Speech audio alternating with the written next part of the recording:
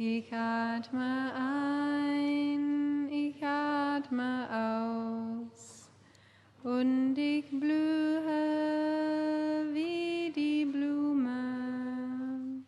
Ich bin frisch wie der Tau, ruhig und stark wie die Berge, wie die Erde so fest. Ich bin frei. Chers Sangha, nous sommes le 11 juin. L'an 2010, nous sommes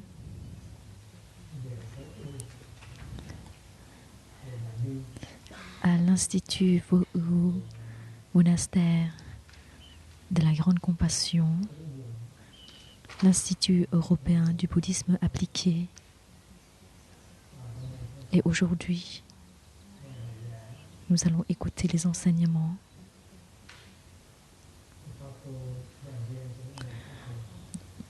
pendant la retraite des membres de l'ordre l'Interêtre. Hier soir, Thay a fini de traduire la dernière phrase du sutra Dharmapada en chinois. Plusieurs d'entre vous, vous avez déjà lu ces sutras traduits du pali, mais peu de personnes, peu parmi nous. Nous avons eu la chance de lire ces sutras traduits du chinois. Le Dhammapada chinois, dans le canon chinois, est plus riche que le Dhammapada en pali. Et il y a 13 chapitres de plus dans le canon chinois. Et le premier chapitre parle de l'impermanence.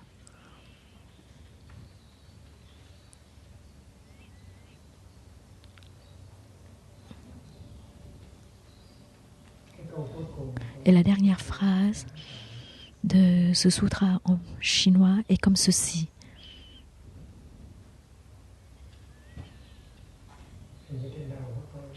Il semble que sur ma tête, il commence à y avoir les cheveux gris. Il semble que ma jeunesse a été volée. Il semble que un Dieu est venu me le dire et il faut que je devienne moine et monial rapidement. Et c'est la dernière phrase dans ce sutra. C'est bon? Vous l'aimez bien? Qui commence à avoir les cheveux gris? Levez la main, s'il vous plaît.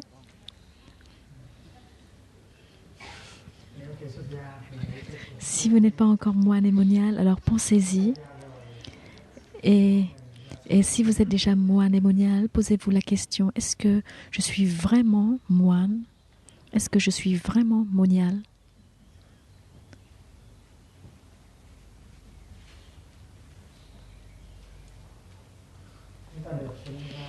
Nous sommes nés humains sur cette planète Terre est une grande chance pour nous.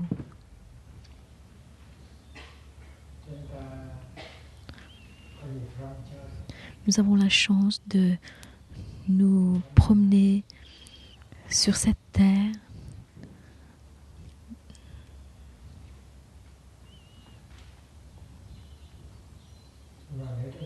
et si nous ne savons pas comment nous promener, alors ce serait une perte pour nous.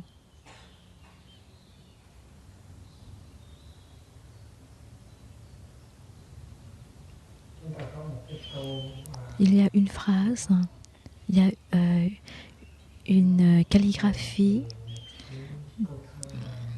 ayant source d'un poème chinois.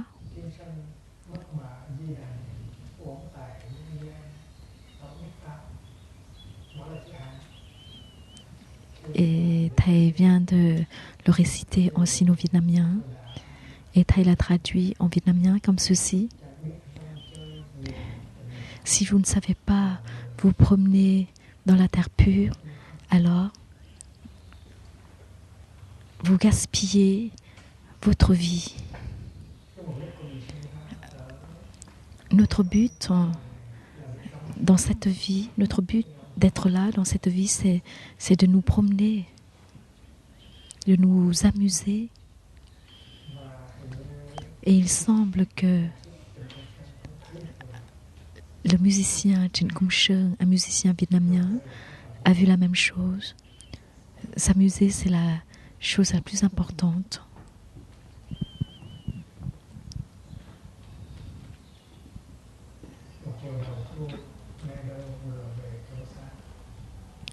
Un après-midi en automne, on entend les chevaux s'approcher. Il faut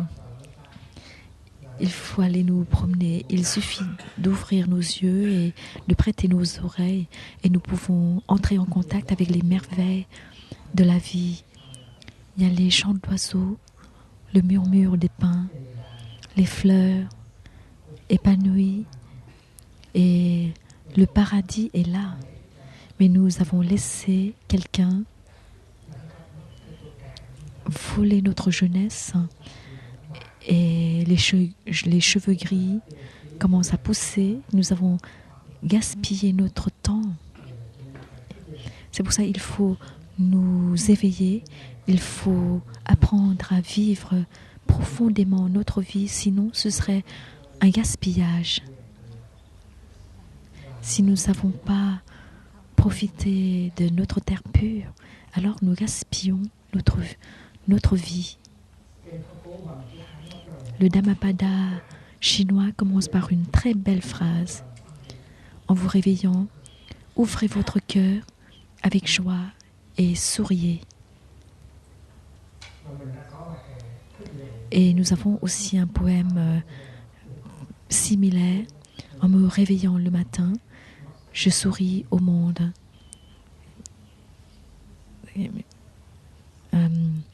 En me réveillant ce matin, je souris aux 24 heures toutes nouvelles devant moi.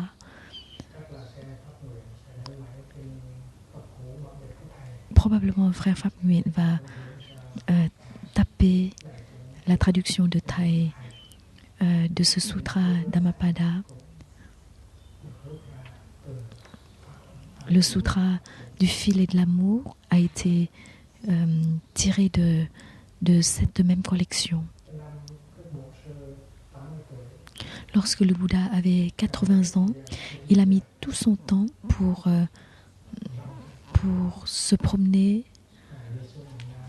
Il est parti dans le sud, puis dans le nord. Et où qu'il aille, il profitait bien du paysage, de la nature, de la région. En se promenant, il enseignait partout et en enseignant, il profitait bien de ses voyages. Il ne gaspillait pas son temps, sachant qu'il avait peu de temps. C'est pour ça qu'il chérissait chaque moment qui lui restait. Et on peut dire que pendant les dernières années, le Bouddha se promenait beaucoup et le roi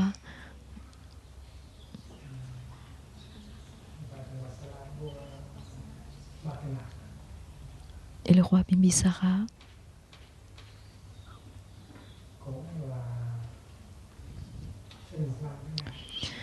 avait le même âge que le Bouddha.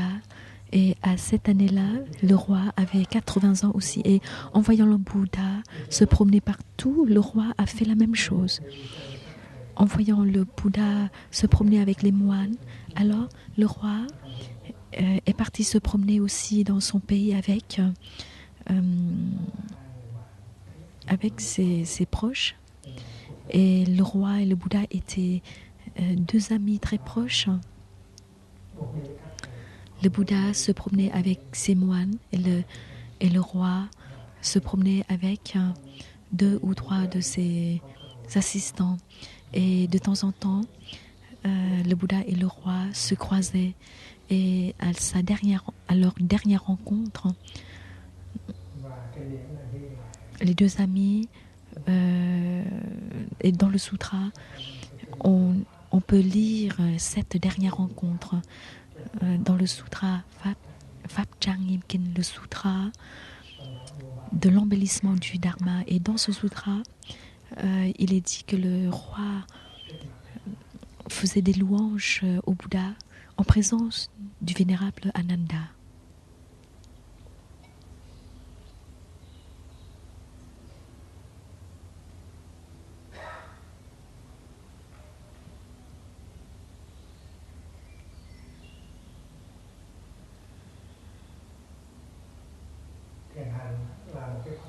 La marche méditative est une pratique très importante au village des pruniers.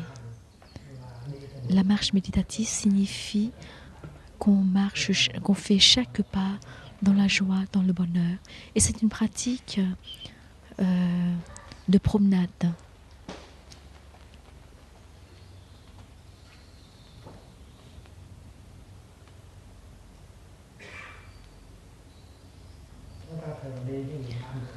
Souvent, nous courons comme si nous étions chassés par les fantômes et nous parlons en marchant et ainsi nous ne pouvons pas nous réjouir de chaque pas que nous faisons. C'est pour ça nous pratiquons la marche méditative afin de jouir de chaque pas, de savourer chaque pas que nous faisons.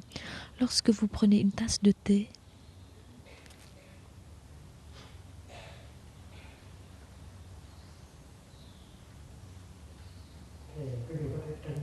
vous pouvez chérir cette tasse de thé et vous buvez chaque gorgée avec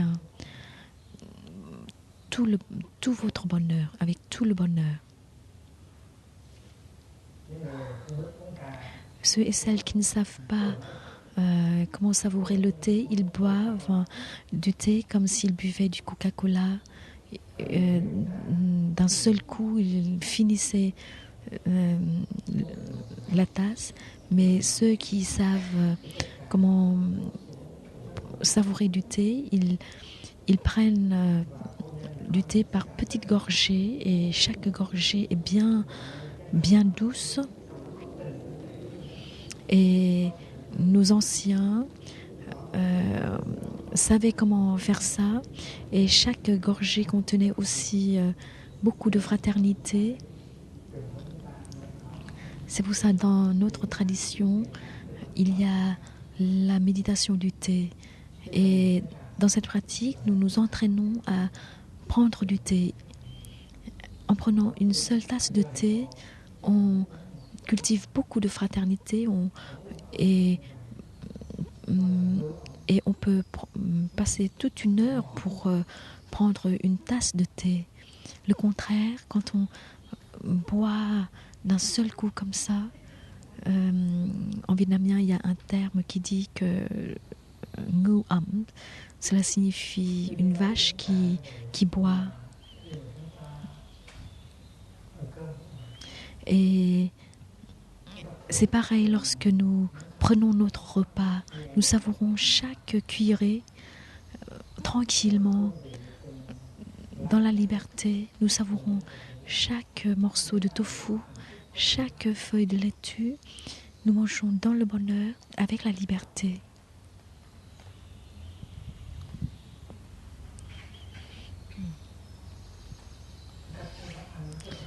La manière dont nous mangeons est très différente des cochons.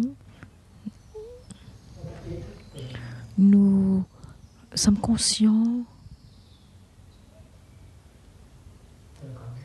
de chaque morceau de laitue, de chaque morceau de tofu.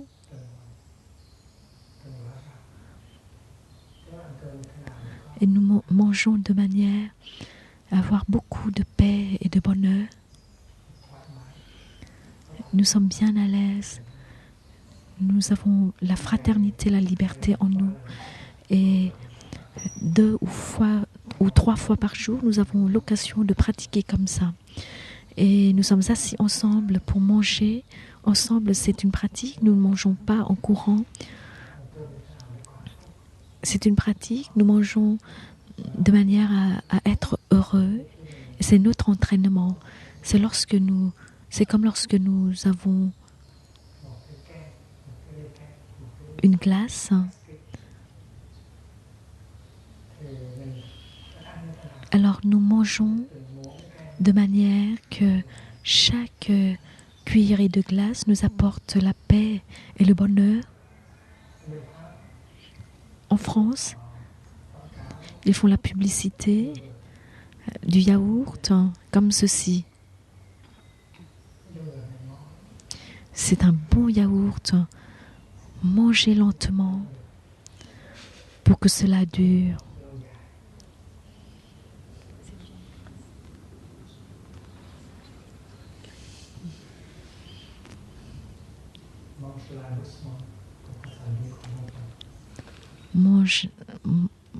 Mange-le doucement pour que cela dure longtemps. Et c'est pareil pour notre vie. Il faut vivre notre vie tranquillement, en savourant chaque moment, chaque instant. Chaque instant que la vie nous offre, nous devons le chérir, le vivre profondément, en liberté.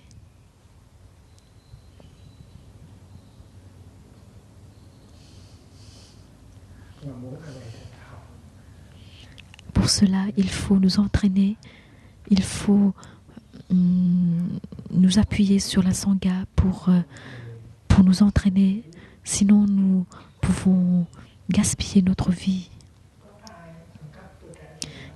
Qui a volé notre jeunesse?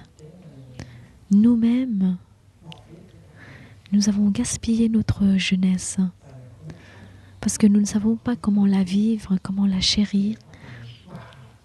Et maintenant, nos cheveux sont gris.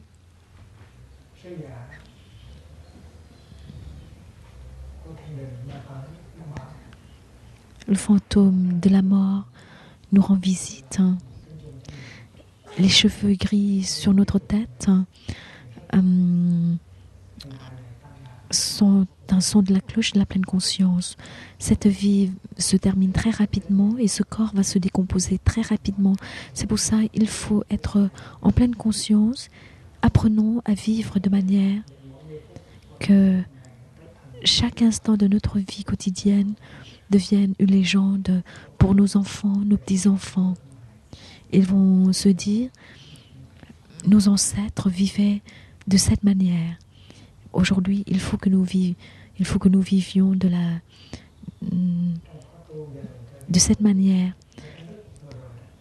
Pendant la dernière retraite, pour les Allemands, nos amis ont été très heureux. Ils ont chéri, ils ont savouré la marche méditative et lorsqu'ils voyaient Tae tenir la main des 2 enfants dans la marche méditative sur l'herbe verte, parsemée de fleurs, ils voyaient très clairement que c'était le paradis. Ils n'avaient plus besoin de rien et chaque pas était une grande joie.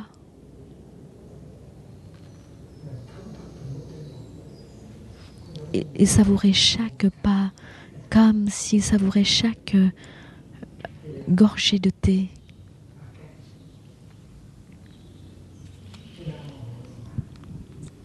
Nous n'avons pas besoin de courir pour nous trébucher, pour tomber. Chaque pas peut nous satisfaire. Et selon notre pratique, lorsque nous marchons, nous ne parlons pas. Si nous marchons en parlant, c'est comme si nous parlons en mangeant et nous ne pouvons pas savourer chaque pas ou la nourriture.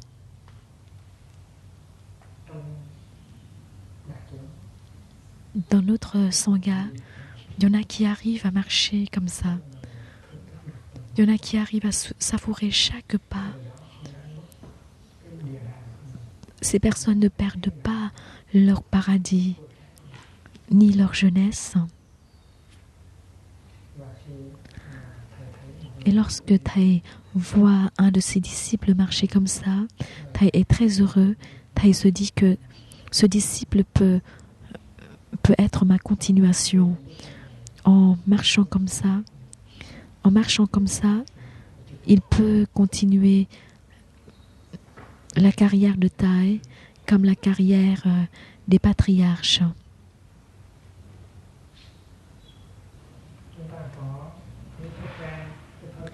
Nous avons l'habitude de nous perdre. Nous venons d'entendre les instructions sur le noble silence ou sur la marche méditative et juste après ça, nous oublions tout de suite nos pas, nous parlons très haut, très fort.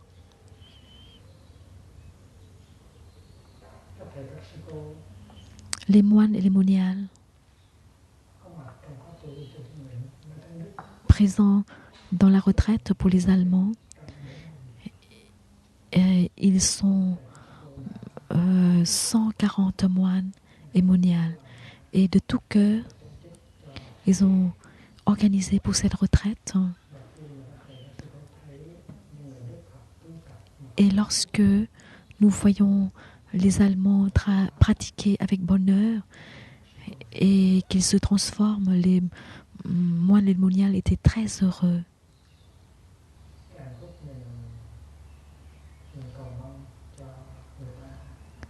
Le bonheur qu'on souhaite pour les autres devient réel.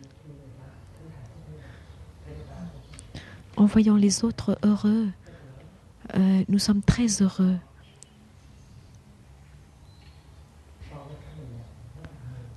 Ce que nous offrons est beaucoup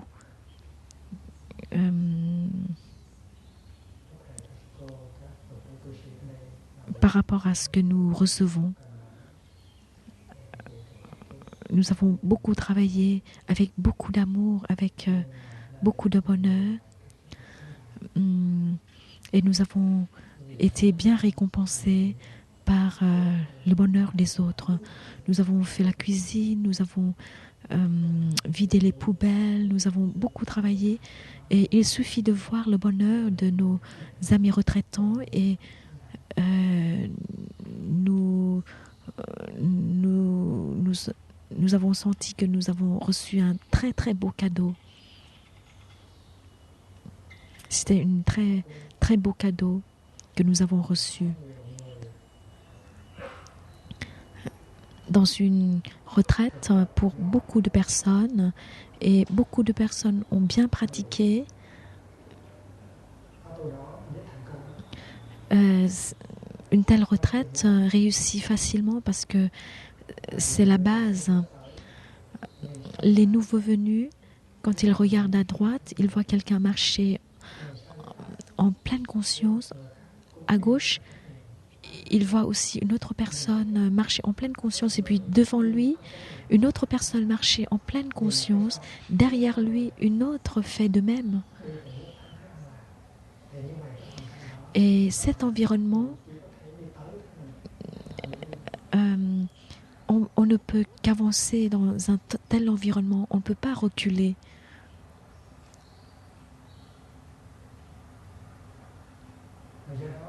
C'est pour ça, lorsque nous participons à une retraite, il faut participer, il faut contribuer à la retraite avec notre propre pratique. Il faut savourer chaque instant de la retraite. Il faut savoir savourer chaque respiration, chaque pas, chaque sourire. Et c'est notre contribution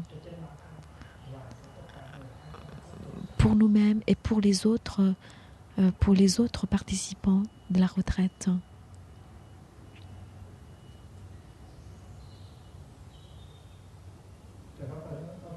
Frère Pháp Ân nous a raconté l'histoire d'un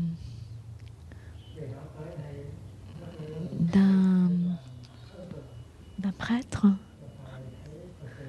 Il est venu ici, il était impressionné de voir tant de retraitants silencieux. Nos retraitants ont écouté les enseignements de tout cœur et pendant la discussion du Dharma, ils ont participé de tout cœur. Et le prêtre souhaitait que ses fidèles faisaient de même dans son église. Cela ne va pas dire que nous sommes de bons pratiquants déjà. Nous pouvons faire beaucoup mieux. Nous pouvons faire mieux notre marche méditative. Nous pouvons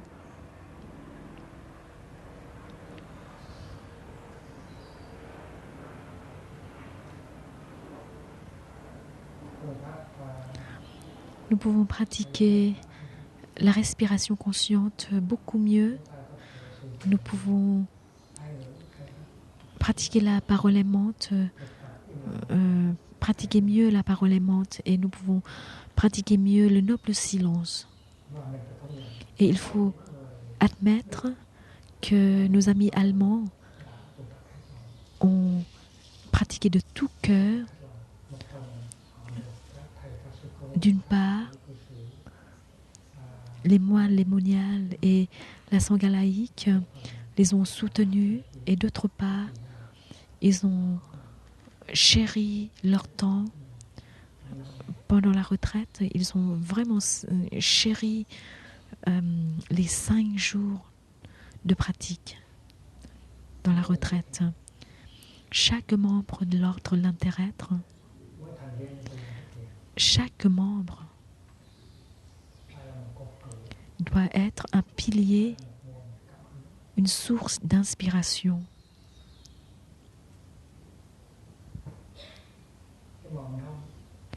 La couleur marron, la veste marron symbolise l'humilité. Lorsque nous portons la veste marron, il faut prouver que nous sommes humbles. La couleur marron au Vietnam est la couleur des fermiers, la couleur de l'humilité. La couleur marron est aussi la couleur de la force, de la grande force, de la force tranquille.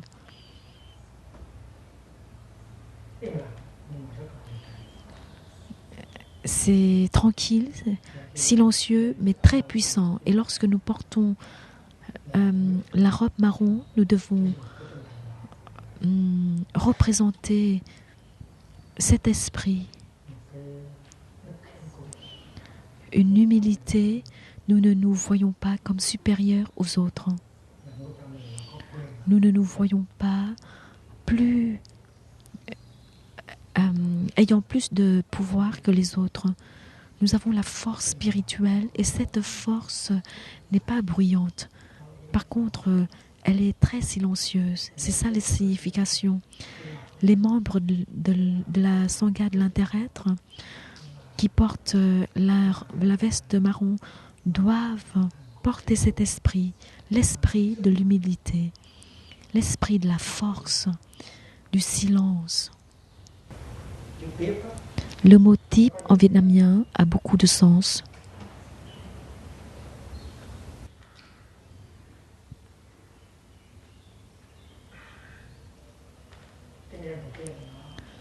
Le premier sens est recevoir.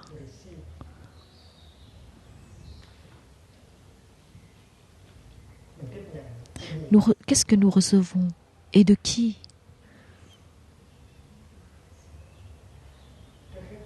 Premièrement, nous recevons de nos ancêtres ce qui est beau, ce qui est bon, la sagesse,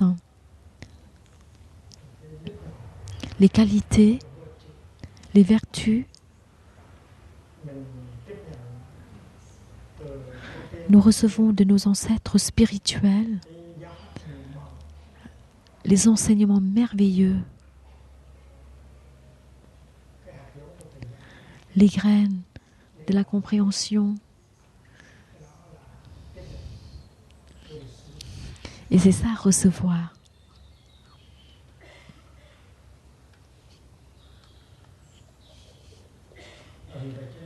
C'est pour ça,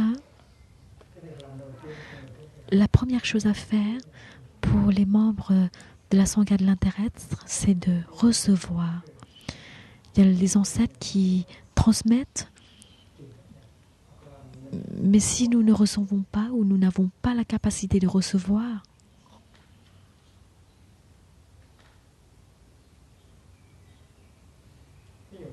par exemple, Thầy invite la cloche. De temps en temps, Thầy invite la cloche.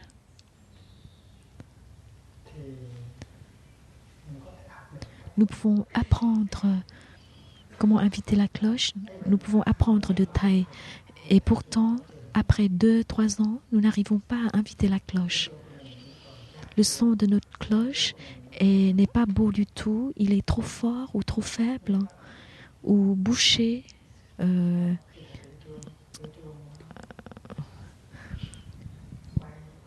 Le son de la cloche de Thầy s'envole très haut comme une colombe, et pourtant le nôtre est tellement suffoqué ou bien aigu. C'est parce que nous sommes là, mais nous ne voulons pas recevoir.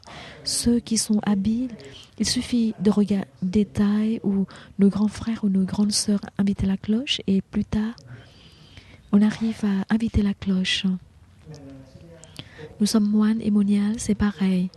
Ou nous sommes pratiquants laïcs, c'est pareil. Lorsque nous sommes vraiment présents, lorsque nous sommes proches à Thầy ou aux grands frères ou aux grandes sœurs, nous pouvons apprendre beaucoup, nous pouvons recevoir rapidement ces enseignements. Alors la manière dont Thầy marche, se tient debout, c'est sa transmission.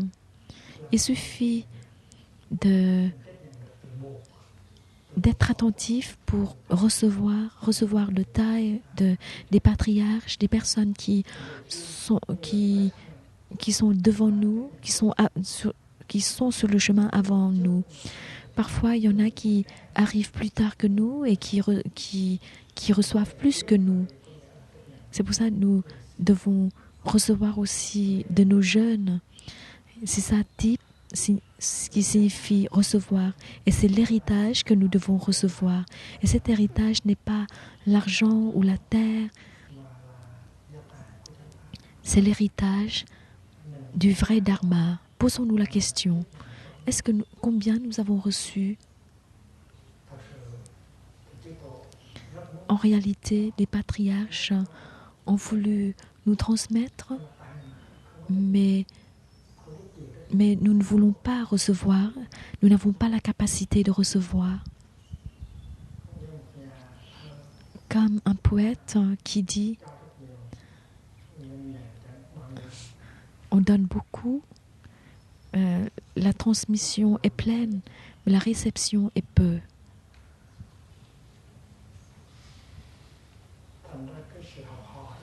Ainsi, l'apprentissage, la pratique sont tout un processus de réception. Et une fois que nous recevons, nous pouvons continuer. Nous sommes la continuation. C'est pour ça, le sens, le premier sens du mot type est recevoir.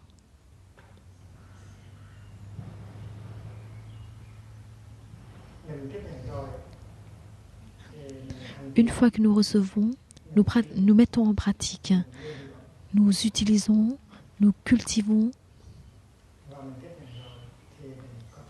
Et une fois que nous avons reçu, nous pouvons faire la continuation. De qui? Du Bouddha, des patriarches, de Tae. Nous continuons nos ancêtres.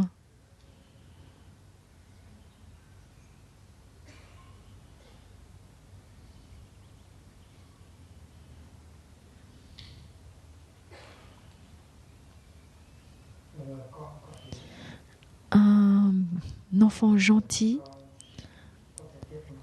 est un enfant qui peut continuer ses parents, ses grands-parents. Un disciple gentil est un disciple qui peut continuer la carrière de son maître. Et si nous voulons continuer, il faut recevoir l'aspiration et la pratique du Bouddha, des patriarches et de Tae.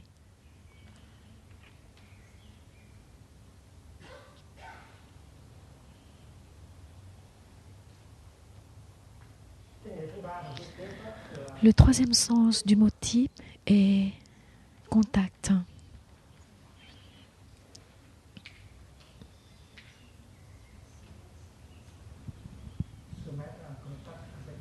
Se mettre en contact avec.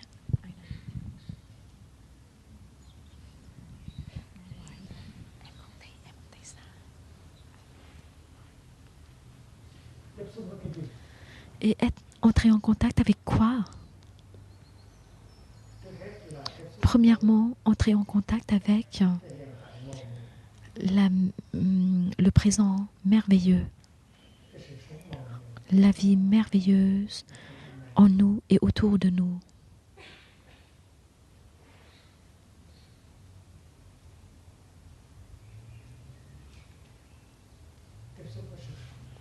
Entrer en contact avec la vie. Il faut être présent pour entrer en contact avec le chant des oiseaux, le murmure des pins, les fleurs. Sinon, ce serait un gaspillage, ce serait toute une vie perdue. On entre en contact comme ça pour être nourri, pour nous transformer, pour grandir. Et entrer en contact ici signifie entrer en contact avec la souffrance, les peines, la souffrance en nous et la souffrance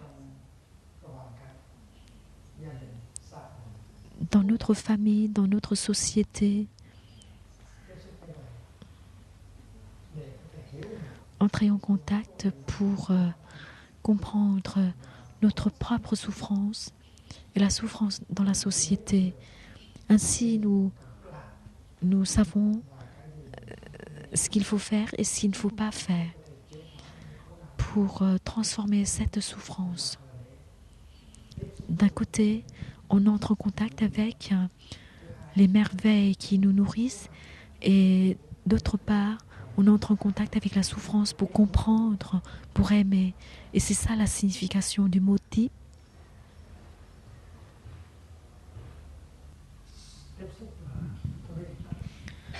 Être en contact avec, et puis continuer et recevoir. Ce sont les trois sens du mot type.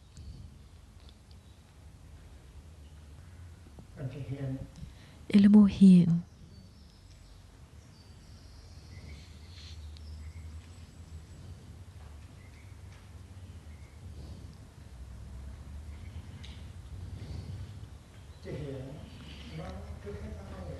Premièrement, ce mot signifie ce qui est là, ce qui est présent dans le moment présent.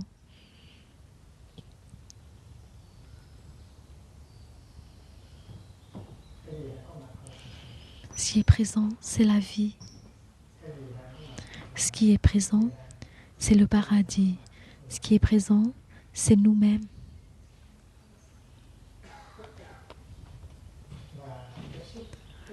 Et entrer en contact, premièrement, c'est entrer en contact avec ce qui se passe dans le moment présent. Justi, en pali.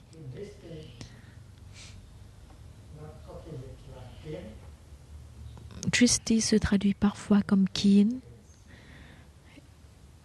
ou bien hin. Et hin fab signifie ce qui se passe dans le moment présent. Et parfois on le traduit comme kin fab, c'est ce qu'on voit dans le moment présent. Ce qu'on voit, c'est la sangha. Ce sont les pins, la pluie, le soleil. Tout ça, on entre en contact avec. Et la souffrance réelle dans la vie est ce qu'on voit et qu'on entre en contact avec.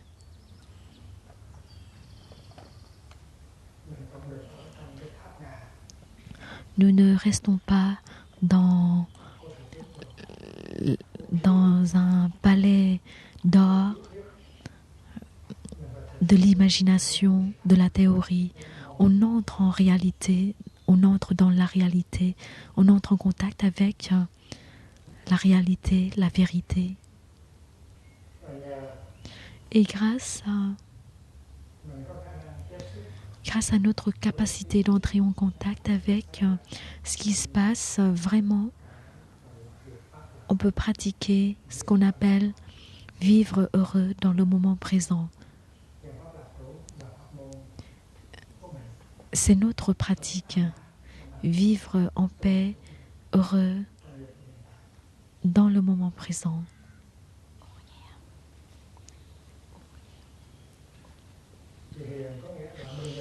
Hien signifie maintenant. La réalité dans le moment présent. Et ce mot Hien signifie aussi réaliser.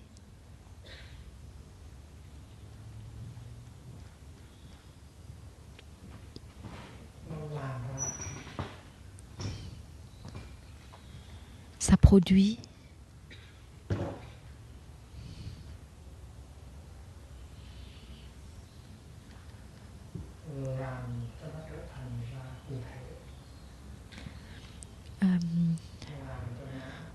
on concrétiser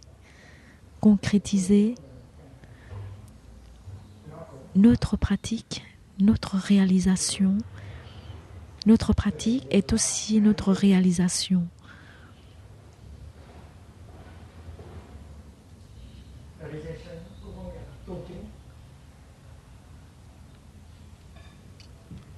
Réalisation signifie l'accomplissement.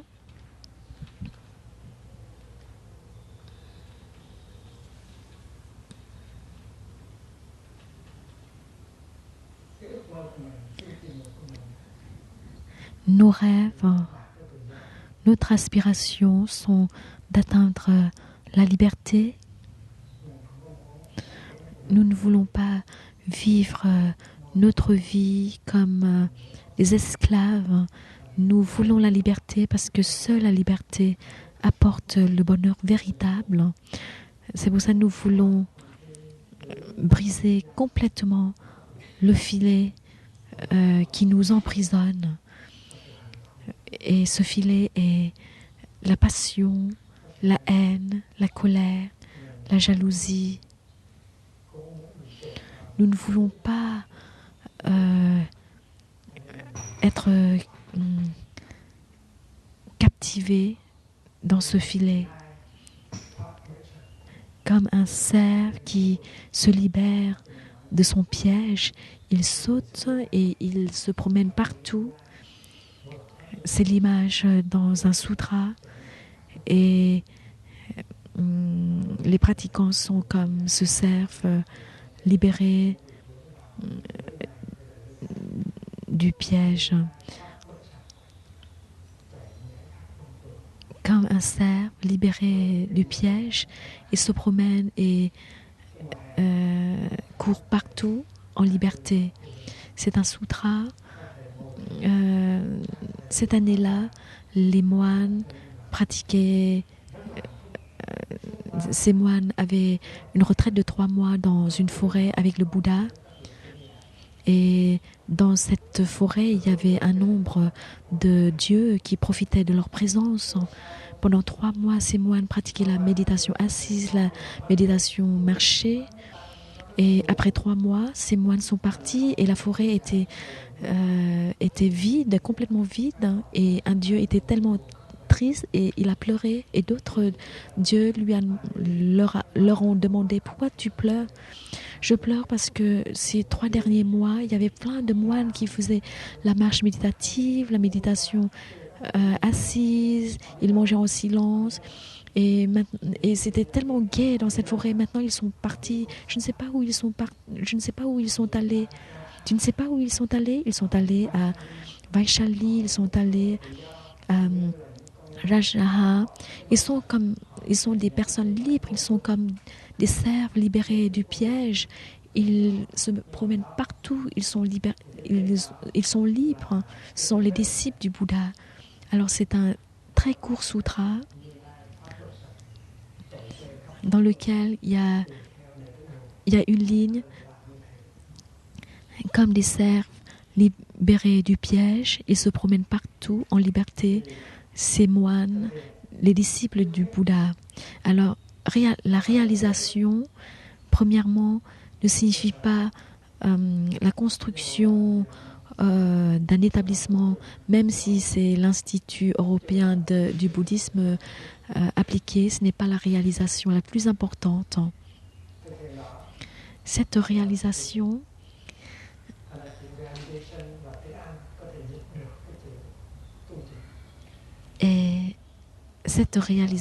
signifie l'illumination, l'éveil, et c'est ça le but, la direction des pratiquants, la liberté. Nous sommes moines et moniales, nous sommes pratiquants laïcs, nous sommes les disciples du Bouddha. Nous ne voulons pas vivre notre vie pleine de souffrance, d'attachement. Nous voulons la liberté. Alors, il faut pratiquer. Et c'est notre pratique quotidienne qui est la valeur d'un pratiquant et qui nous libère. Nous ne sommes pas attachés à la popularité, à l'argent. Nous ne voulons pas nous emprisonner dans une position. Nous ne cherchons pas une position ou un pouvoir. Ce que nous cherchons, c'est la libération. C'est la liberté. C'est la réalisation. C'est ça. Et Tiphin, ce mot hin, signifie réalisation.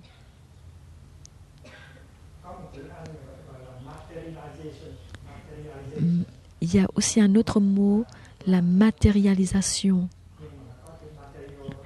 Ce qui signifie aussi réalisation, mais comme il y a le mot matériel, c'est pour ça, ce mot n'est pas très bon.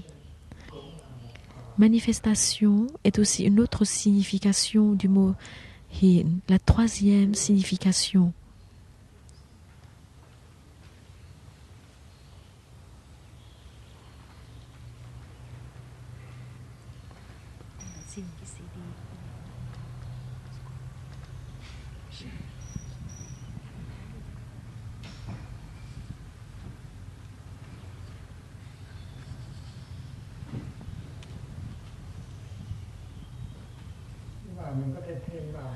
Et nous pouvons ajouter une autre signification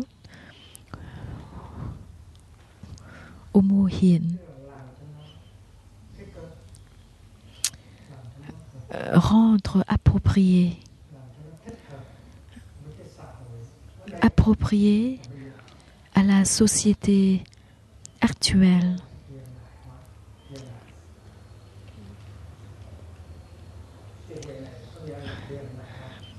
Et ce mot hien peut signifier renouveler, moderniser, rendre approprié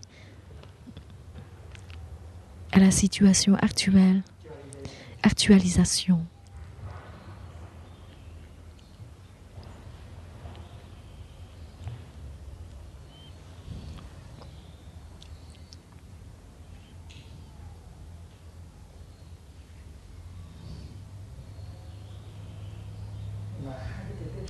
Et les deux mots tip hien signifient tout ça. C'est pour ça qu'on ne peut pas le traduire en français ou en anglais en quelques mots. C'est pour ça quand on traduit en anglais, on a utilisé le mot la sangha de l'inter-être. Et si nous ne sommes pas vietnamiens, il faut comprendre au moins la signification de ces deux mots tip hien, ayant l'origine dans le sino-vietnamien. Et si nous connaissons la signification de ces deux mots, nous connaissons la nature de cette sangha et nous connaissons la direction de notre pratique.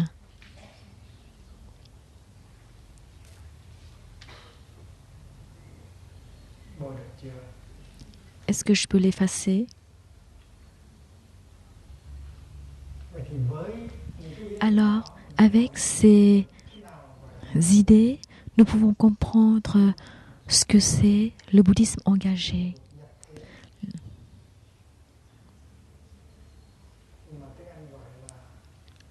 En anglais, Engaged Buddhism.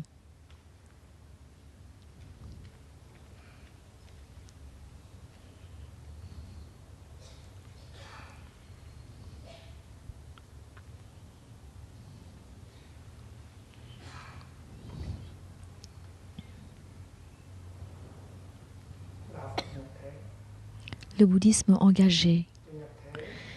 Le mot engagé, ça s'écrit comme ça. Ça entre dans la vie. Ce n'est pas le bouddhisme du monastère.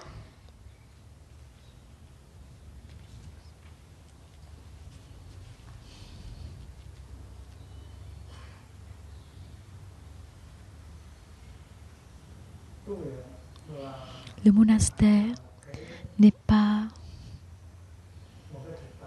une réalité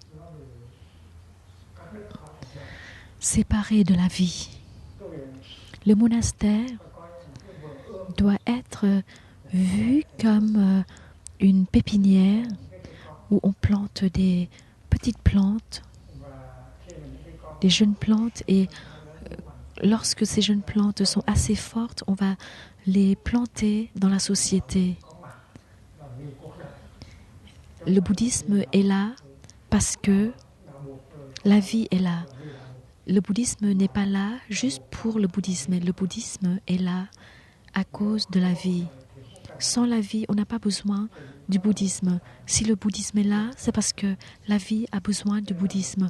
C'est pour ça le bouddhisme, le monastère, notre centre de pratique doit être considéré comme une pépinière dans laquelle il y a des conditions, dans laquelle nous sommes protégés et les jeunes plantes poussent, grandissent et elles vont être plantées dans la société.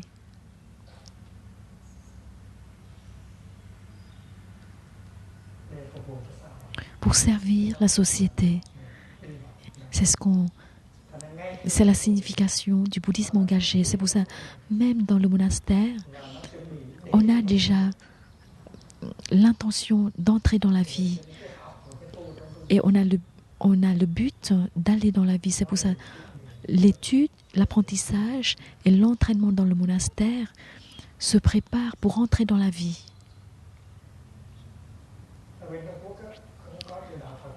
En Chine, il n'y a pas le terme le bouddhisme Nyapte, mais il y a un autre mot, le bouddhisme Nyangyan, le bouddhisme populaire.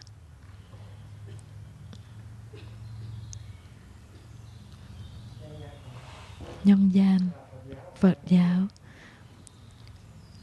le bouddhisme dans le monde, le bouddhisme du monde. Et le monde est notre monde.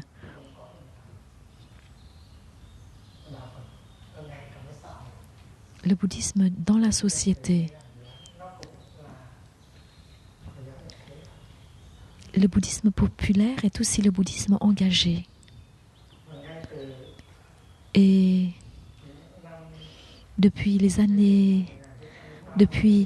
à partir de 1930,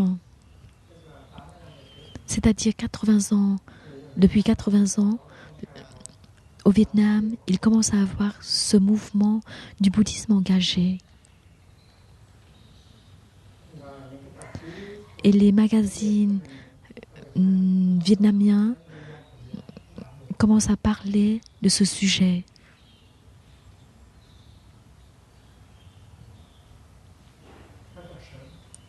Très tôt.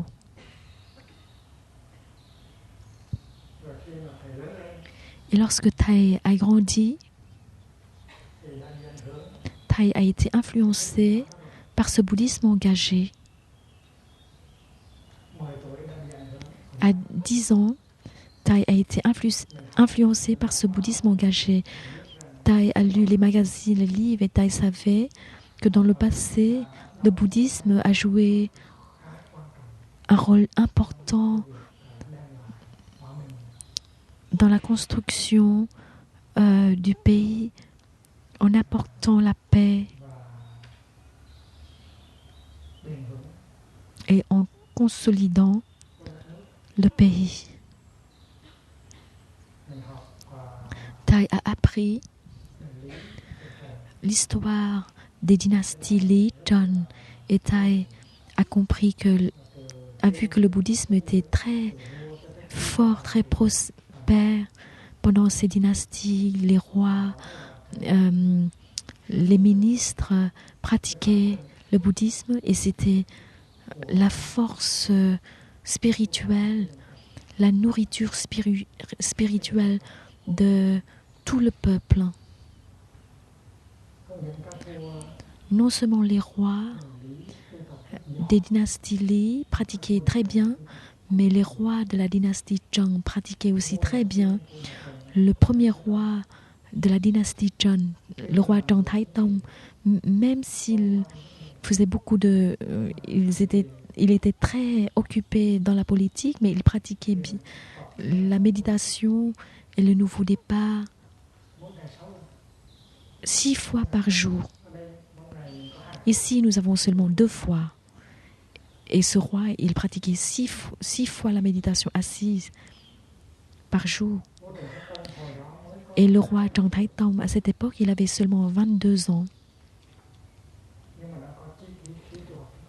Mais il était déjà très déterminé dans la pratique.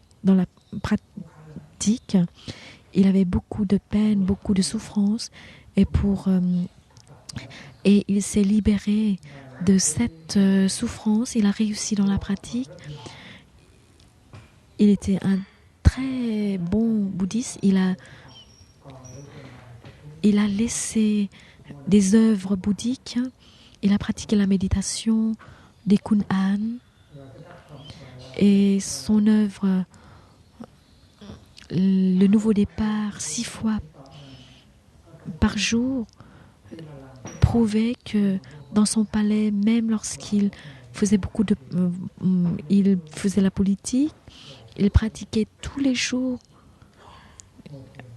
Il pratiquait la méditation assise et le nouveau départ chaque jour, 6 fois par jour. Après tous les 6 heures, il arrêtait tout pour pratiquer 20 minutes. Et puis, il continuait son travail. Est-ce que le président Obama peut faire la même chose? Ou bien, parce que la vie spirituelle nous rend solides et on peut devenir un très bon politicien. On ne va pas dire que oh, je suis trop occupé, je n'ai pas le temps de faire la méditation assise ou marcher. Un roi si occupé, il a pu faire ça. Et nous disons toujours que nous n'avons pas le temps de pratiquer. Nous sommes trop occupés. C'est pour ça, ce qu'on appelle le bouddhisme engagé, il existe depuis longtemps. Il existe depuis longtemps, pas après 1930. Il existait bien longtemps avant dans notre tradition. C'est pour ça, nous ne sommes que la continuation. Ce n'est pas un nouveau mouvement.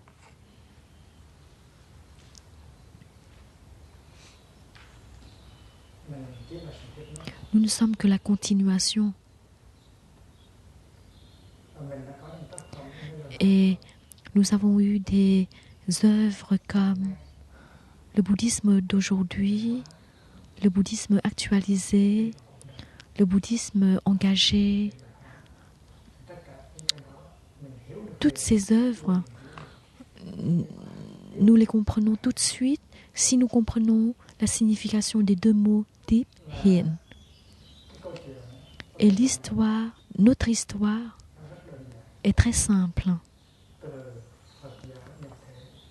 Du bouddhisme engagé, on arrive au bouddhisme appliqué. Aujourd'hui, nous avons un autre mot. Le bouddhisme engagé, à partir du bouddhisme engagé, maintenant nous avons le bouddhisme appliqué.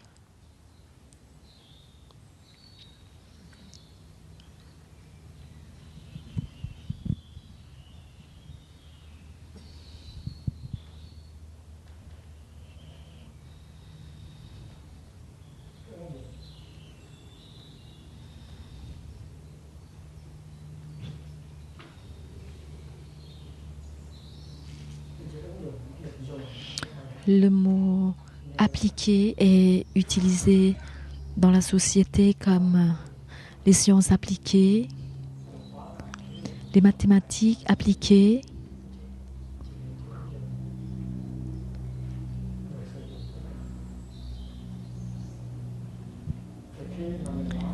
et lorsque nous parlons des 3 joyaux, le Bouddha, le Dharma et la Sangha, nous donnons les enseignements sur le Bouddha, le Dharma et la Sangha. Qu'est-ce que c'est les 3 joyaux? Et il faut montrer aux gens comment appliquer les 3 joyaux dans la vie quotidienne. Et dans la dernière retraite, pour nos amis allemands, il y a eu un enseignement sur ça, comment mettre en pratique les 3 joyaux dans notre vie quotidienne. Parce que lorsque nous chantons « Je prends refuge dans le Bouddha, je prends refuge dans le Dharma » ou « Buddhang Sharanang Gacchami », alors ce n'est pas encore la prise de refuge, c'est juste une déclaration. Et comment faire pour produire l'énergie de la pleine conscience, de la concentration et de la compréhension? Et cette énergie va nous protéger. Et la pratique du Gatha, je retourne en moi-même pour prendre refuge dans mon île verte. On pratique la respiration consciente de manière qu'on produise cette énergie. Le Bouddha est la pleine conscience qui brille près et loin. Le Dharma est la respiration consciente qui protège mon corps et mon esprit. Et en pratiquant la respiration consciente avec ce Gatha, on produit cette énergie et on est bien protégé par cette énergie, par les 3 joyaux. Surtout dans les moments où on est complètement bouleversé, quand on est en grande difficulté, quand on est dans le désastre et on ne sait pas quoi faire, alors justement c'est le moment où il faut prendre refuge dans l'énergie des 3 joyaux. Alors nous sommes membres de la Sangha de l'interêtre.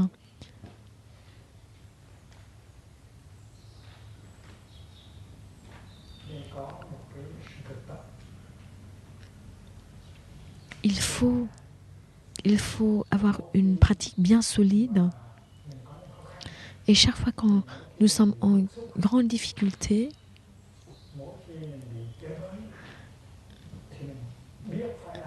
nous savons quoi faire pour rétablir l'équilibre, la liberté, la solidité. Et une des méthodes de réaliser ça, c'est la prise de refuge dans les 3 joyaux. C'est une pratique et pas une déclaration. Une déclaration de la foi. Et lorsque nous prenons refuge dans l'énergie des 3 joyaux, nous devenons solides, lucides de nouveau et nous savons quoi faire. Et surtout, nous savons ce qu'il ne faut pas faire et nous nous mettons dans la sécurité. C'est le bouddhisme appliqué. Alors si nous parlons si bien des 3 joyaux sans pouvoir les mettre en pratique, alors ce n'est pas encore le bouddhisme appliqué, c'est juste la théorie. En ce moment, il y a beaucoup d'universités en Occident qui donnent des diplômes, des doctorats du bouddhisme, mais ce bouddhisme n'est pas le bouddhisme appliqué. Nous pouvons être excellents en tibétain, en pali, en sanskrit. Nous pouvons connaître par cœur tous les sutras, mais ça, ce n'est pas encore le bouddhisme appliqué, c'est juste la théorie. Et ceux qui ont un doctorat du bouddhisme, quand ils sont en grande difficulté, ils ne savent pas quoi faire pour en sortir. Alors ce bouddhisme n'est pas utile. Mais le bouddhisme d'ici, au village des Pruniers, ici à l'Institut, c'est le bouddhisme appliqué. Et lorsque nous enseignons les 4 nobles vérités, le chemin octuple, les 5 énergies, les 7 facteurs d'éveil, tout ça, il faut être capable de les mettre en pratique dans la vie quotidienne. Et ce n'est pas la théorie. Nous pouvons enseigner parfaitement le sutra du lotus, le sutra d'Avatamsaka. Nous pouvons analyser parfaitement le sutra du diamant. Mais tout ça, ça peut être seulement les paroles qui cherchent à satisfaire nos connaissances. Mais il faut enseigner le sutra du lotus de manière que nous puissions résoudre nos problèmes, nos difficultés. Et c'est ça le bouddhisme appliqué. C'est pour ça l'idée du bouddhisme appliqué complète le bouddhisme engagé. Notre apprentissage au Vietnam comme dans des universités est encore très théorique et ce n'est pas l'apprentissage que le Bouddha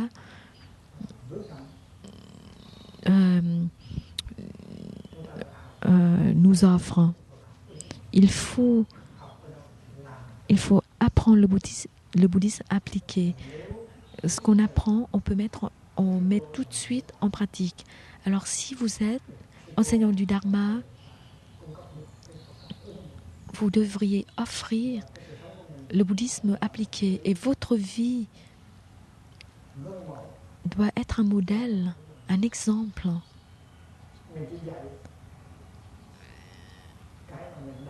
vous enseignez seulement ce que vous faites. Vous êtes pratiquant laïque, vous êtes enseignant du Dharma apprenti ou vous êtes enseignant du Dharma, vous faites la même chose.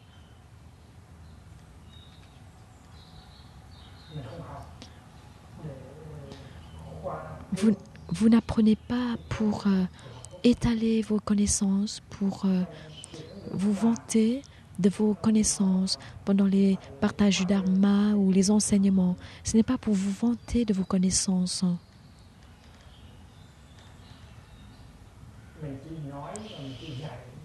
Vous enseignez seulement ce que vous pratiquez vraiment.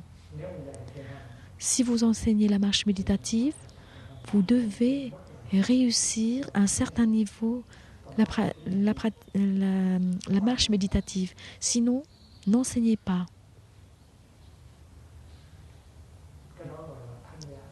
C'est ce qu'on appelle le Dharma vivant. On enseigne avec sa propre vie. Il y a une personne qui n'aime pas donner des enseignements, mais ces personnes peuvent être les enseignants du Dharma excellents parce que leur vie est harmonieuse. La manière dont ils marchent, ils mangent, ils parlent, leur manière est le Dharma vivant. Et ce sont les vrais joyaux. Et ce sont les moines, les moniales, les pratiquants laïcs qui sont capables de faire ça. Et dans l'histoire bouddhique, les pratiquants laïcs ont réussi à faire ça. Et les moines, les moniales, les considéraient comme leurs maîtres, comme Teochew. Par exemple, Teochew, l'auteur du dictionnaire sino-vietnamien, ou bien comme le laïc Le Tham. Et ce pratiquant laïque enseignait aux moines et aux moniales. Et il était très humble. Le laïc Le Tham, chaque fois avant d'enseigner les moines et les moniales, il touchait la terre devant les moines et les moniales d'abord. Et les moines et les moniales avaient beaucoup de respect pour lui. Et dans l'histoire, il y a eu des pratiquants laïcs excellents comme ça, au Vietnam, dans le nord, dans le sud. Et les moines et les moniales avaient beaucoup de respect pour eux. Ce n'est pas parce qu'ils sont riches ou qu'ils ont beaucoup de pouvoir, mais leur pratique est très solide et leur connaissance était très riche, et ils enseignaient les moines et les moniales. Et en principe, il n'y a aucun obstacle qui sépare les moines, les moniales et les pratiquants laïcs.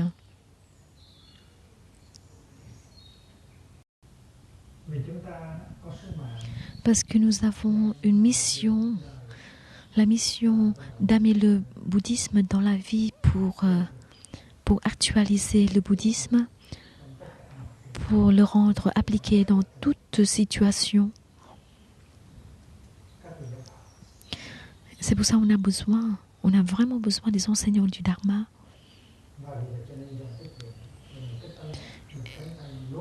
Et c'est pour ça la Sangha de l'inter-être est un long bras des moines et des moniales pour entrer dans la vie. Bien sûr, les moines et les moniales entrent dans la vie aussi, mais le nombre de moines et de moniales est limité. Il n'est pas suffisant. Par exemple, en Europe, tous les pays veulent des retraites, au moins une par an. Mais si on veut satisfaire ce besoin dans tous les pays d'Europe, au village des Pruniers, il n'y aura plus de résidents permanents, parce qu'il faut une force sur place, une sangha résidente solide sur place. On peut envoyer seulement un nombre de moines et de moniales. il faut une racine bien solide. Plus tard, cet institut aura une sangha résidente, une sangha permanente bien solide comme une base, une fondation. Et on va envoyer seulement un certain nombre de moines et de moniales ailleurs pour organiser des retraites. C'est pour ça le nombre des membres de la sangha de l'inter-être monastique n'est pas suffisante. Et il nous faut la sangha de l'inter-être laïque qui est un bras allongé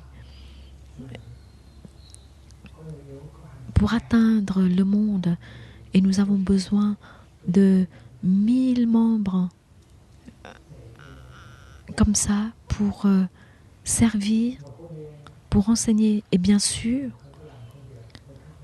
nous ne faisons pas le travail des professeurs du bouddhisme. Nous organisons des retraites et nous devons être des exemples.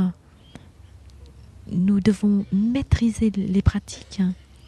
Nous devons maîtriser le bouddhisme appliqué. Il faut apprendre, il faut être heureux dans la méditation assise, il faut être heureux dans la marche méditative. Il faut être capable d'organiser une sangha locale dans laquelle tout le monde vit ensemble heureux. Par exemple, à Munich, nous avons une sangha. Nous avons une autre à Dortmund. Et comment faire pour que la sangha à Munich et la fraternité, le bonheur, ça inspire, que ça inspire la foi aux autres. Alors nous sommes membres de la sangha de l'inter-être en Allemagne. Il faut réussir à faire ça. La question, c'est de ne pas avoir le pouvoir ou pas. La question, ce n'est pas si on est enseignant du Dharma ou pas. La question, c'est d'avoir une sangha heureuse dans laquelle il y a la fraternité et qui est une source d'inspiration pour tout le pays. Et c'est pareil pour Dortmund. Qui est capable de construire une sangha? Et quand on entend parler de la sangha de Dortmund, on aime cette sangha parce qu'on sait que dans cette sangha, tout le monde vit ensemble comme les frères et les sœurs. Personne ne lutte pour le pouvoir. Tout le monde utilise la parole aimante. Et quand on entend parler de la sangha de Dortmund, tout le monde a envie d'y aller pour participer aux activités comme la méditation marchée, la marche méditative. Il faut une telle sangha à Dortmund, à Bruxelles, à Liège, à Amsterdam, à Paris. Et qui fait ce travail? Qui peut le faire? Les membres de la sangha de l'inter-être. Les moines et les moniales vous soutiennent et parfois vont ensemble avec vous. Mais les membres de la sangha de l'inter-être doivent réussir à faire ça. Et avec votre veste marron qui symbolise l'humilité, la force silencieuse, vous devez construire votre sangha sur place dans laquelle il n'y a pas de lutte de pouvoir, de position, dans laquelle il y a la fraternité. Tout le monde fait plaisir l'un à l'autre et c'est ce qu'on doit faire. C'est ce que la sangha monastique est en train de faire. Et on peut faire mieux. C'est ce que la sangha laïque, la sangha de l'inter-être laïque est en train de faire et vous devez faire bien. Si on est en harmonie, si on a la fraternité la réputation va se propager et Thaï sera très heureux. Et c'est notre travail. Lorsque la Sangha de l'inter-être laïque est heureuse, vous pouvez travailler ensemble avec la Sangha monastique en harmonie avec aisance. Et ceux et celles qui ont la capacité, les qualités, c'est sûr, la Sangha va vous reconnaître.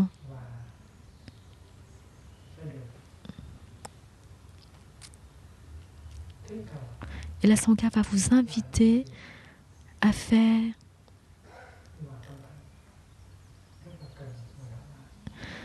ce que la Sangha a besoin de faire. Nous avons les enseignants du Dharma et les enseignants du Dharma apprentis laïcs sont excellents. Je ne veux pas mentionner leur nom, mais ils sont excellents. Ils peuvent organiser des retraites, ils peuvent organiser des journées de pleine conscience. Ils enseignent, ils sont excellents dans les enseignements. Ils ne créent pas les conflits.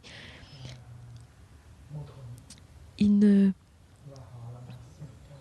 peuvent apporter le bonheur à beaucoup de personnes. Alors, nous espérons que dans le futur, nous pourrons organiser des retraites pour les membres de la Sangha de l'inter-être, pour que ces membres puissent consolider leurs pratiques, leurs aspirations, leur bonheur et réalisent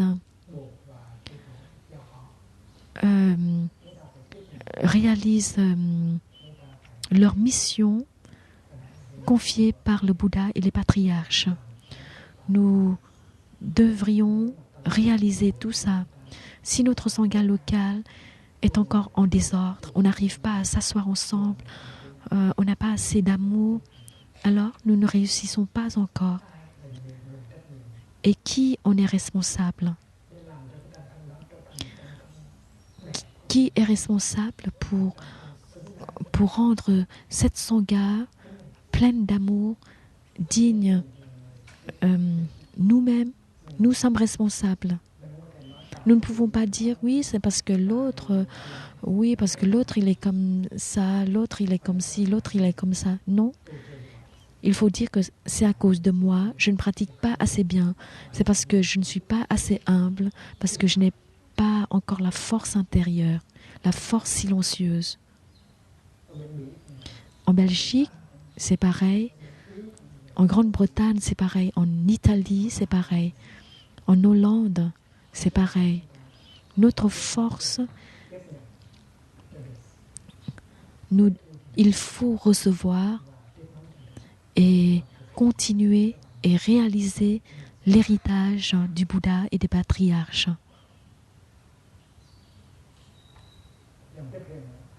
La Sangha de l'inter-être a beaucoup à faire.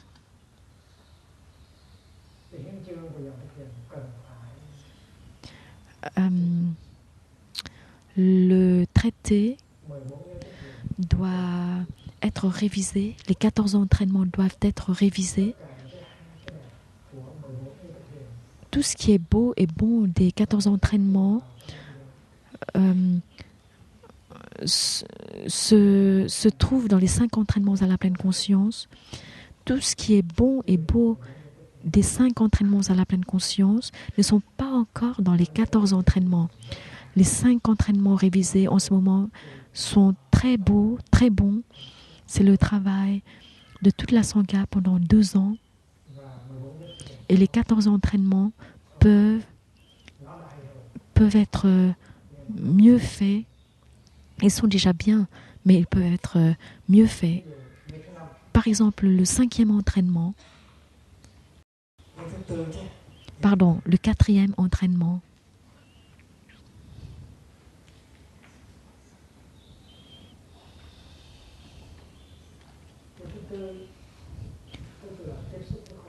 C'est-à-dire entrer en contact avec la souffrance.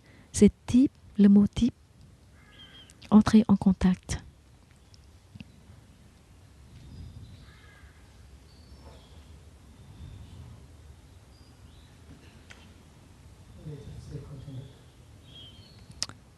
Donnez ce livre à Sœur Chung Duc.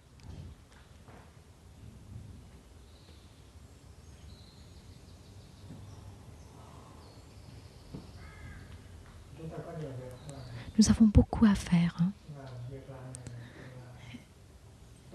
Et ce travail et la pratique, ça fait partie de notre pratique. Il faut un comité de recherche et il faut un comité qui va réviser les 14 entraînements à la pleine conscience.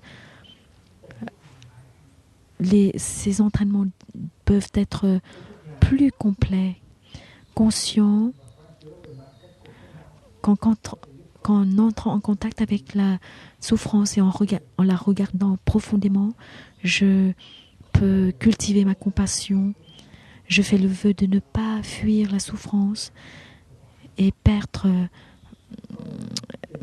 la pleine conscience de la souffrance. Et je cherche à aller vers les souffrants pour les comprendre, pour les aider. Je fais le vœu. Excusez-moi, je ne suis pas assez rapide. Mais vous connaissez tous cet entraînement. Je sais que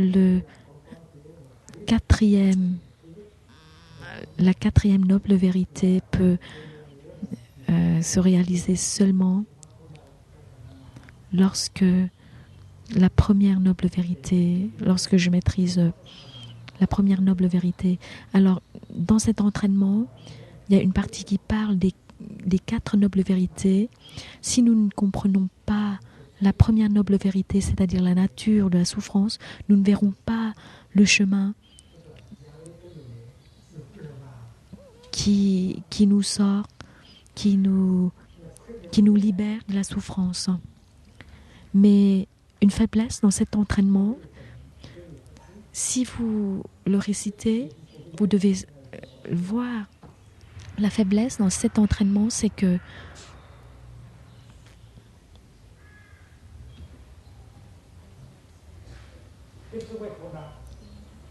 entrer en contact avec la souffrance, mais on ne parle pas de sa propre souffrance. C'est ce qui manque dans cet entraînement. La vérité, c'est que lorsque nous comprenons notre propre souffrance, nous pouvons comprendre vraiment la souffrance d'autrui. Ici, on parle seulement des moyens, de plusieurs moyens d'éveiller les autres devant la souffrance du monde. Mais ce que les gens dans le monde font beaucoup, mais il y a une autre chose, c'est reconnaître notre propre souffrance et la comprendre, pourquoi elle est là. Et c'est notre travail, c'est notre pratique, c'est ce qui manque dans cet entraînement.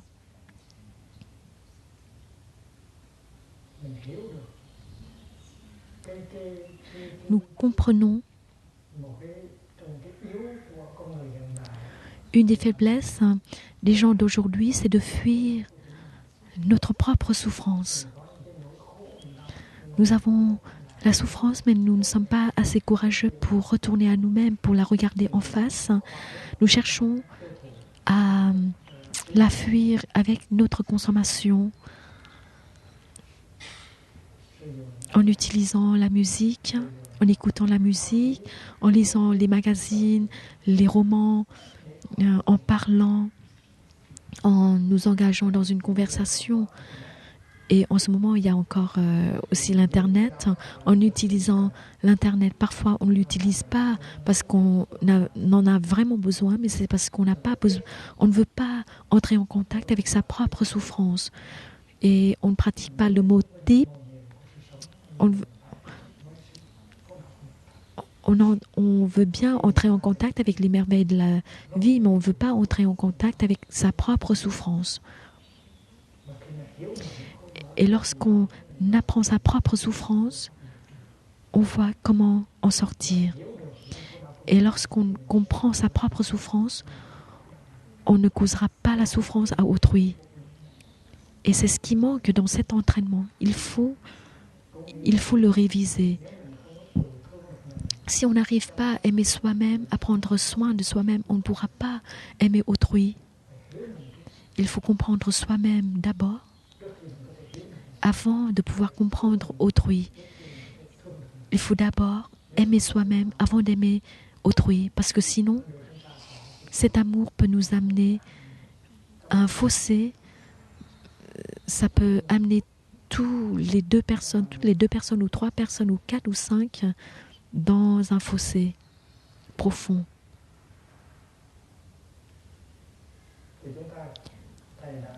Alors, Thầy a demandé à un certain nombre de personnes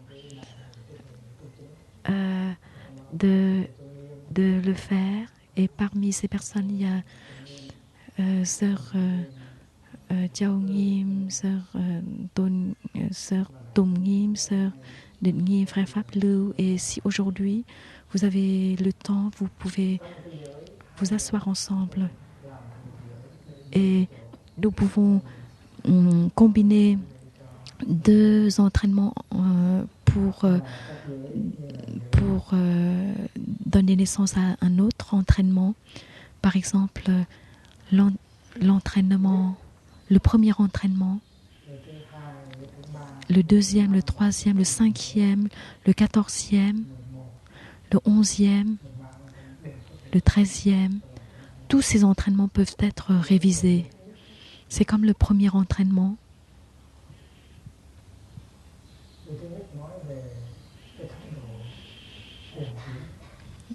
On parle du fanatisme qui mène à la guerre, à la souffrance.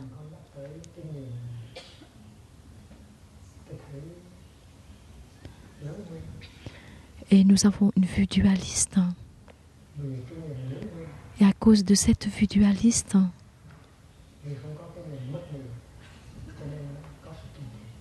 il y a la discrimination. En ce moment, non seulement dans la société,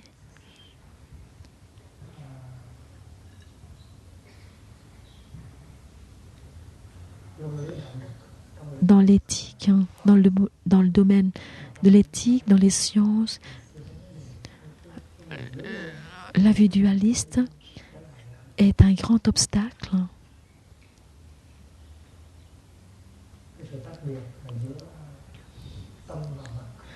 La séparation, la discrimination entre la matière et l'esprit comme 2 réalités séparées, indépendantes. L'objet et sujet comme 2 réalités séparées. Alors non seulement dans la société, dans la politique, dans la psychologie, mais même dans les sciences, les gens sont emprisonnés dans cette vue dualiste. C'est pour ça, dans le premier entraînement, il faut y introduire la vision profonde de la non-dualité. La non-dualité brise toute discrimination.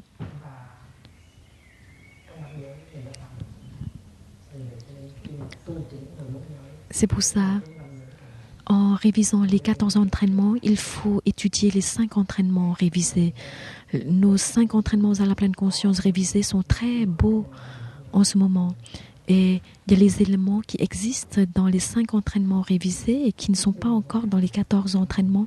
Alors il faut les ajouter dans les 14. Parce qu'en révisant les 5 entraînements, tout ce qui est beau et bon des 14 entraînements, on les a mis dans les 5 entraînements révisés. Et c'est pour ça que les 5 entraînements révisés sont aujourd'hui comme les entraînements du Bodhisattva. Il suffit de pratiquer les 5 entraînements, on peut être Bodhisattva déjà. C'est pour ça, les 14 entraînements ont été faits au début comme une nouvelle forme des entraînements du Bodhisattva. Ce sont les entraînements du Bodhisattva très actualisés et les moines lémoniales qui reçoivent la pleine ordination dans la tradition vietnamienne, ils doivent recevoir aussi les préceptes de Bodhisattva. Mais au village des pruniers, au lieu de recevoir les préceptes de Bodhisattva, ils reçoivent les 14 entraînements qui sont considérés comme les préceptes de Bodhisattva. Les 14 entraînements sont très beaux, mais avec notre pratique, avec nos recherches, en ce moment, les 5 entraînements à la pleine conscience sont révisés, sont très complets. C'est pour ça, lorsque nous révisons les 14 entraînements, nous devrons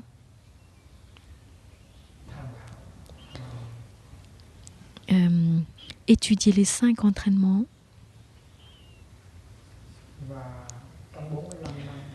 et pendant 45 ans d'enseignement, le Bouddha a beaucoup changé sa manière d'enseigner et nous devrions faire de même pour que la roue du Dharma avance. Pendant 30 ans d'histoire du village des pruniers, 30 ans d'enseignement et de service, nous avons toujours avancé, nous avons trouvé de nouveaux enseignements, de nouvelles pratiques, et les nouveaux enseignements sont plus efficaces. C'est pour ça que nous ne sommes pas satisfaits avec nos 14 entraînements à la pleine conscience d'aujourd'hui. Il faut un grand rassemblement de la Sangha de l'Inter-Être pour réviser les 14 entraînements. Pour réviser, pour relire, nous avons un comité qui va réviser ces 14 entraînements, et après cette révision, il faut un grand rassemblement de la Sangha de l'Inter-Être pour les relire et les approuver. Et les 14 entraînements devraient être au moins aussi bons, aussi beaux que les 5. C'est notre travail.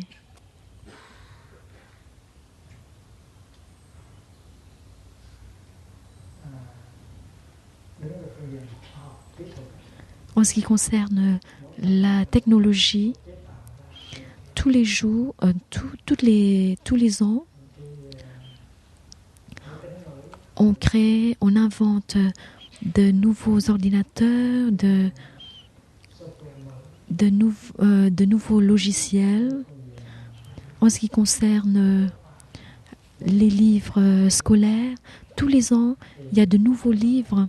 Et dans notre bouddhisme, il faut le progrès, il faut pousser la roue du Dharma en avant, et ainsi le bouddhisme pourra jouer un rôle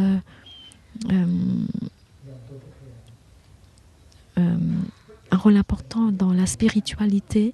Et la Sangha de l'Inter-Être doit savoir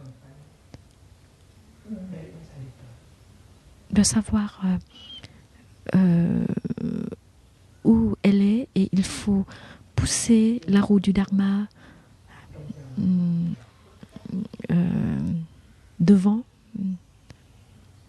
en avant, et le Bouddha et les patriarches nous attendent.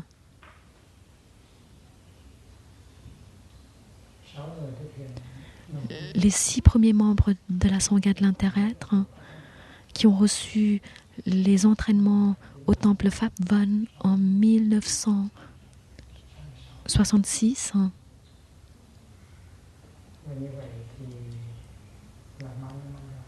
Ça fait combien de temps?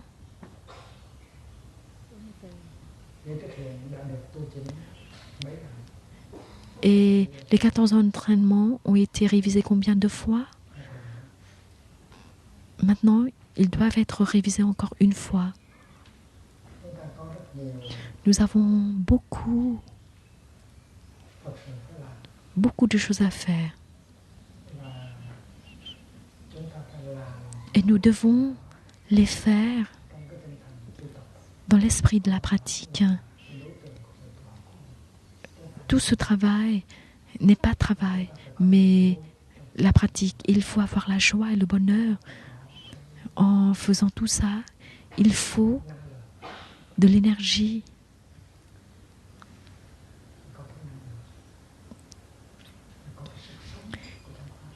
Il faut la vie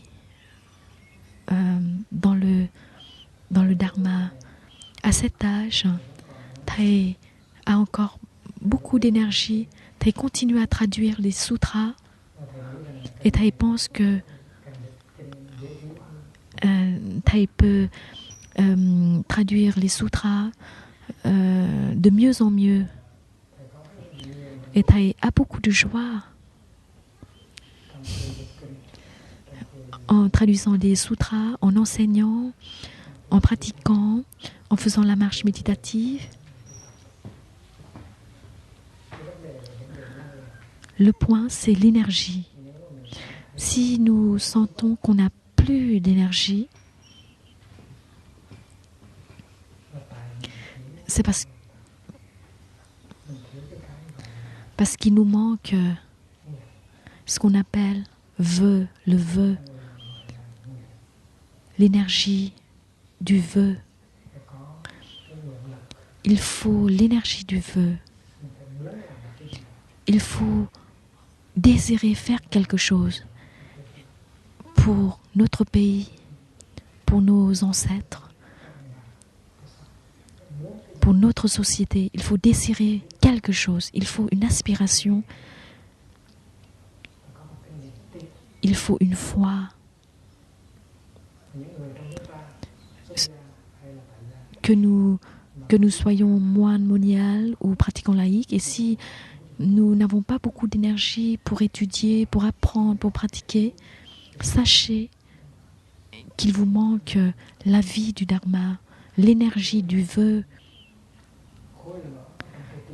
un bloc de feu dans votre cœur. Et chaque membre de la Sangha de l'Interêtre doit avoir un bloc de feu dans votre cœur qui produit la chaleur, qui vous pousse en avant. Et quand vous avancez, vous êtes heureux. Même si vous balayez la maison ou arrosez le jardin ou nettoyez les toilettes, vous êtes heureux parce que vous avez un but. Et ce but n'est pas la popularité ou le pouvoir, mais le grand amour. Vous voulez continuer, vous voulez être une continuation digne du Bouddha, des patriarches de Thaï.